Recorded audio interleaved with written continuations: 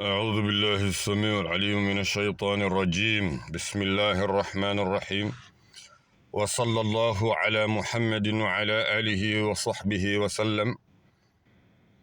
I think that it's imperative that we glorify and we praise and we acknowledge the blessings that our Creator has given us, because we know that He is the one who gave us everything that we have, and we know that He is the one who is in control of everything that is going on, that is transpiring. We know that He is the one we originate from. He is most just. And it is great, it is an honor that we submit to His decree and His decree alone.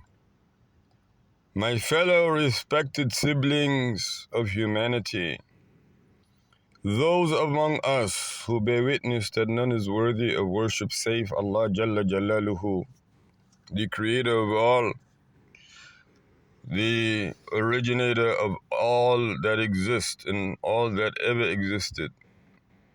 My fellow siblings, whom we share these grounds of enslavement, when we look at the transactions that are taking place, they are not just symbolic by nature, if we know our history very well, but they are actually unprecedented for our modern day. So we brought the past and the future together when we think of it this way. Here is the United Snakes of America, and we told them again, do not veto any more Security Council resolutions. We're adamant about them not only abstaining from vetoing at that level, but don't play any games, okay? No more delays, okay? Because the reality of the matter is, United States, you are leading the free world, right?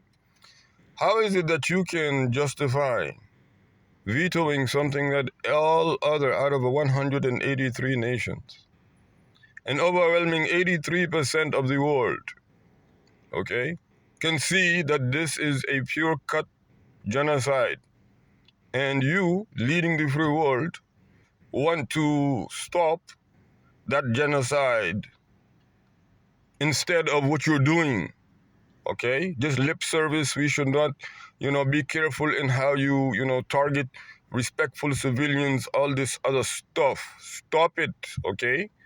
That's what you're supposed to do. You're supposed to be the one who is leading people like, or the countries like Malaysia. You're supposed to be the one who are leading people like South America, Venezuela, and Colombia to put sanctions on this, to enable, just like you did for Russia. What happened? Russia did not even anything close to this type of destruction, this of and destabilization of civilization. Russia did not lay siege onto a little strip and then bomb it, relentlessly as so. You sanctioned Russia. You told everybody to sanction Russia, but now what are you doing? You're increasing, their stamina. You're supplying the genocide. You don't want to do that anymore because the history is dark enough.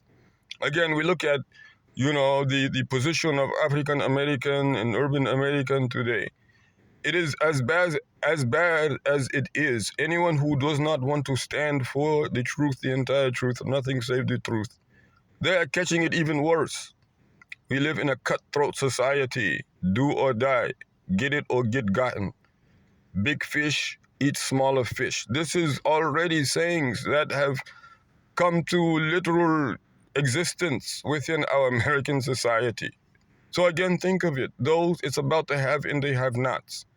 If we have a direction, we have our everlasting peace and harmony, we are fine. We are least affected by the calamities of this world.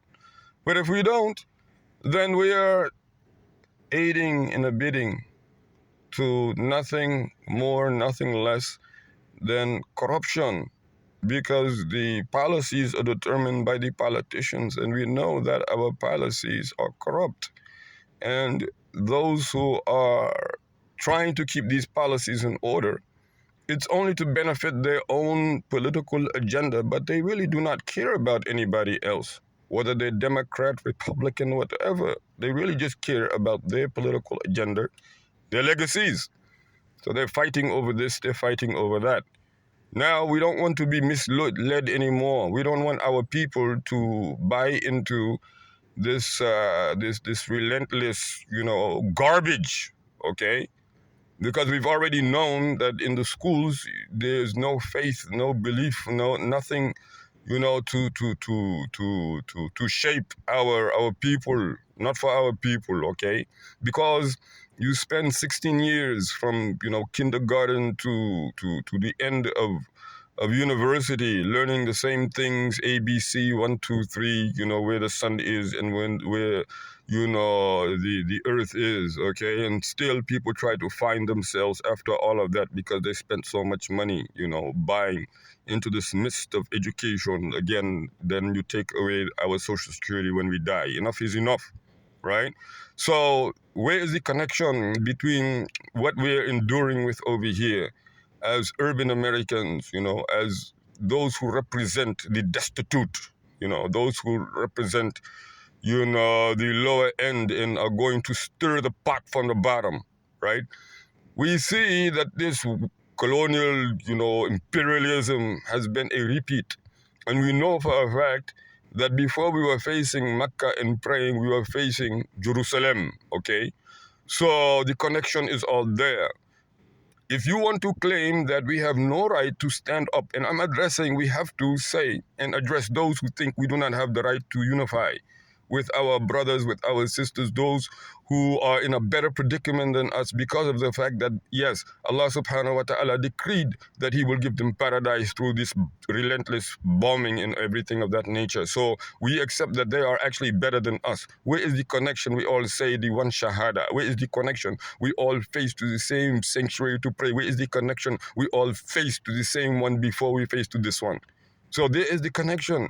We all come from Adam and Eve, and Adam comes from dirt. Not only that, even if you claim that you don't believe in any type of religion whatsoever, you believe in westernized, imperialism and this, this white supremacy. And where does that begin? Mesopotamia, okay?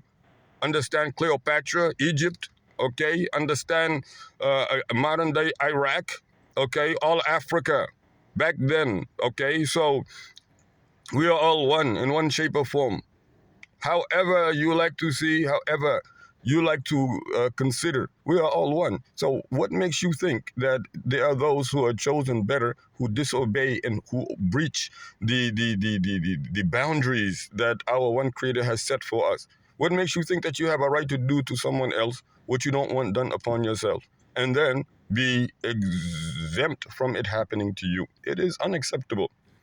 United States, get on track with everyone who is calling for the entire truth.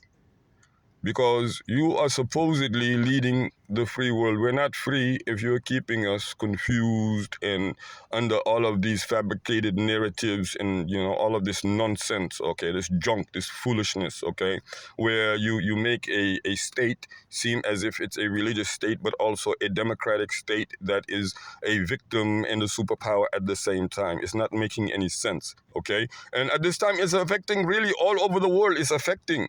What is affecting? Economically, the results or the impacts of this war have not hit Tel Aviv as well as they are likely to hit at any given moment. Cutting off from Malaysian ports, cutting off the Red Sea, cutting off the Arabian Peninsula, and now it's likely the Mediterranean Sea. It is becoming one too many waters. Okay, for all of these things to have to go around Africa. And Africa, by the way, is the motherland. And by all accounts, it started there. All of this will end there. When we said to withdraw IDF did not listen. Withdraw from Gaza entirely and completely. And what happened instead? They refused. In 2 months, additional resistance has been created. Additional factions of resistance have been created. and they're being reinforced. And what does IDF do in return to win over popularity, because they realize they only have 17% of popularity on social media? IDF decides to display the hookers. Yes, they're hookers. IDF hookers over here on social media to gain popularity, as if, this will. Allah subhanahu wa ta'ala already said that they themselves refused to go into when they were commanded, because again, when we look at the story of the height, we will find it there.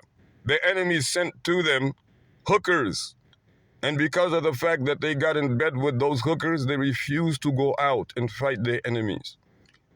Oh, you who believe, do not allow the same to transpire to you. They got these girls, and just for letting everybody know, the amount of officers that are being slain in Gaza, what bothers yours truly the most is that they're so young. They're so young, and you have them going after this relentless bombing, and obviously an unachievable mission or missions.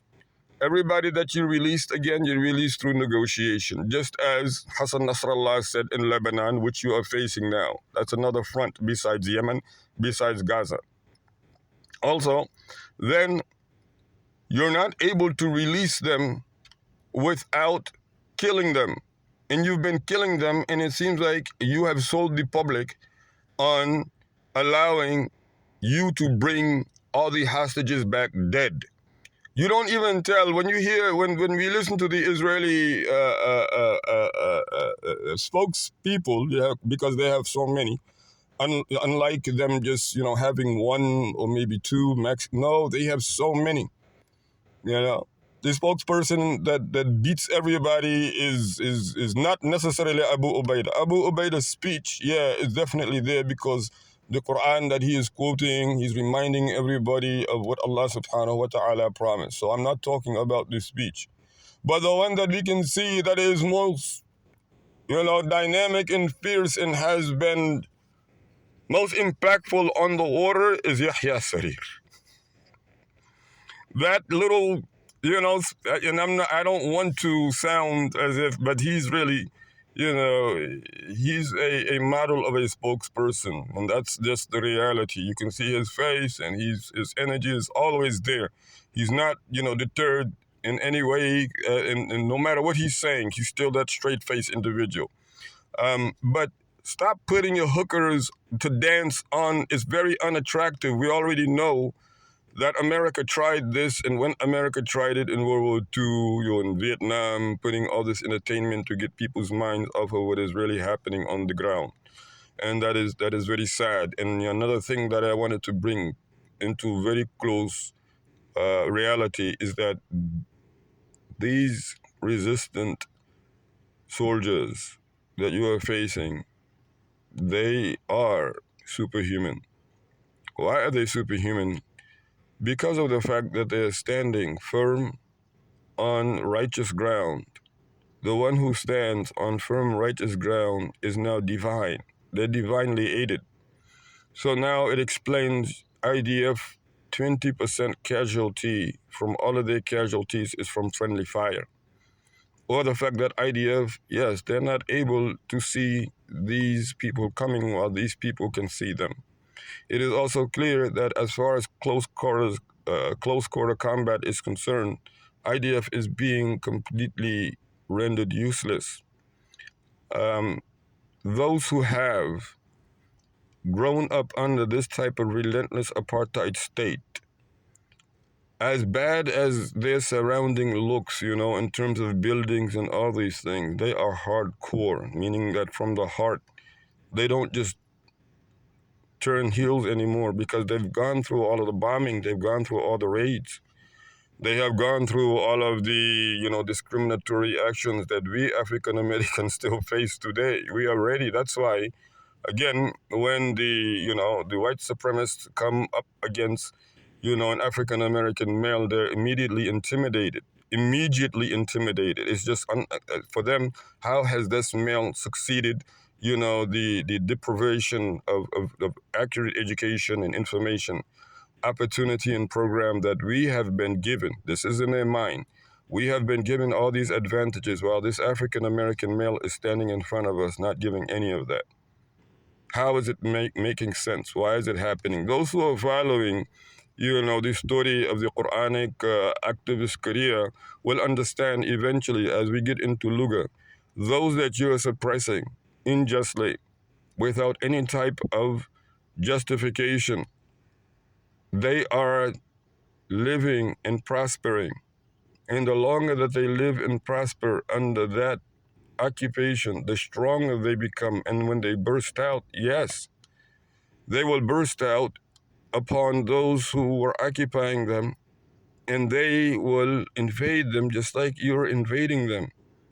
And you will continue on until they release their worst weapon upon you. And for now, we're urging you again, stop carrying on with these lies and these fabrications. People can now see through them. This is not 1975 or 1978, where you can simply give people your narrative through the newspaper and through the magazine and through radio station, and then everybody is going to be just fine with what you say.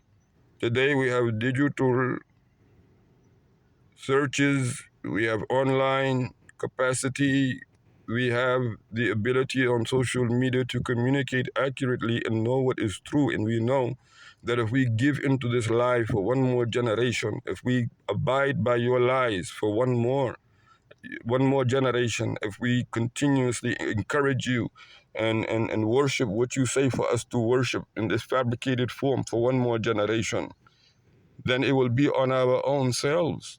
We cannot allow it for one more generation. Economically and politically also. By now, all of the countries are ready to place sanctions on Israel. Really, unfortunately, because I'm Israel, but all of those